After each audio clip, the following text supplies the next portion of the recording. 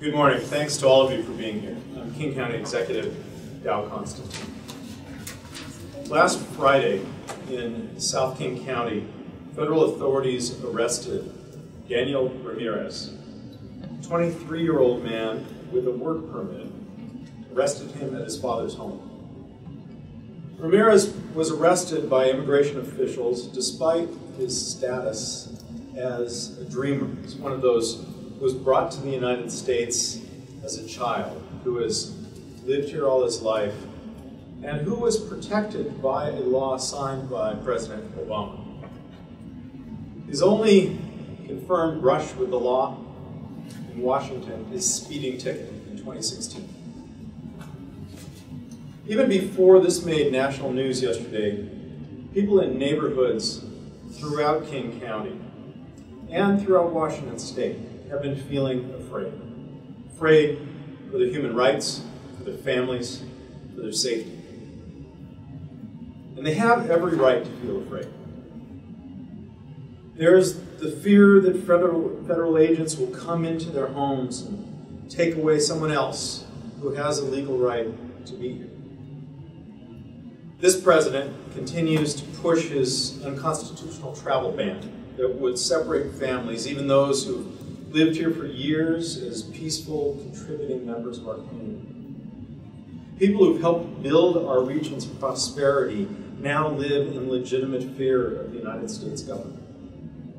People who have lived their whole lives here, who remember nothing else, live in fear of the only nation they have ever known. This week on Beacon Hill, a member of the Somali community, a citizen of the United States, just like you and me, told my team that he is afraid to board an international flight out of fear that he may never be able to see his family again. Those who are not immigrants, those who are not refugees, still fear what might become of their friends, their family members, their neighbors, their co-workers. Then there is the threat, the very real threat to our region's economy, preventing local companies from recruiting the talent they need to help us all succeed in this 21st century economy. Now, last fall, I included funding in the county budget to create a permanent immigrant and refugee commission, one that will align the work of our partners and community-based organizations and expand their capacity. That new commission will be staffed and operational this summer. But a lot has changed since last fall. We need to deploy additional resources right now.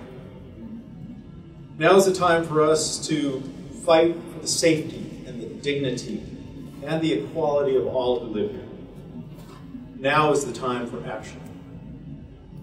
Today I am announcing 3 actions that will move us forward, and we are going to move forward on these immediately.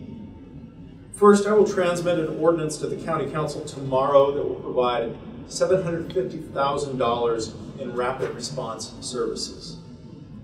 Combining that with an additional $125,000 from the Seattle Foundation, we will establish a legal defense fund that will provide pro bono guidance through the naturalization process.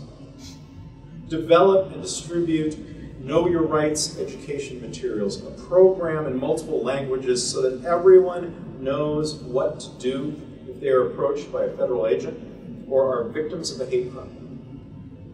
Strengthen information hubs operated by nonprofits so that everyone in King County, including those who want to support immigrants and refugees, knows where to go for resources, for alerts, and for opportunities.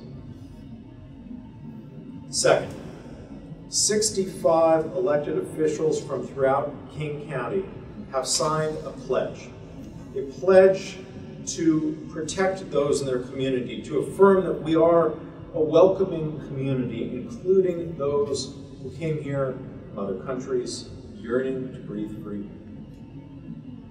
Third, we will ensure that all King County facilities are ready, safe, and equipped to assist immigrants and refugees, starting with signs at multiple locations that clearly announce, all are welcome here. Our message to this White House, to our country, to the rest of the world is clear. We proudly uphold the fundamental American promise that we are and we will be a nation of hope and freedom and opportunity for all. We stand united with other metropolitan regions across the country, with New York and Los Angeles and others, regions that have created legal defense funds to defend the human rights of every member of our communities, regardless of where they were born.